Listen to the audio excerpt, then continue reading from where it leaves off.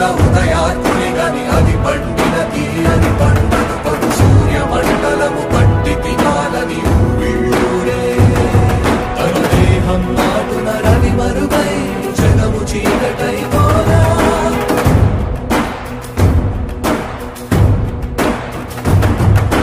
అది అమరేంద్రుడు గమనించి తన ఐరావతమధిరోహించి ఆంజనేయుని సమీపించి తన వజ్రాయుధమును విసరగా అది పవన నందనుని హనుముని తాకా చిందిన రక్త బిందువే విద్యుద్వేగంతో ధరణి స్థలి వంద కడలిలో చచ్చి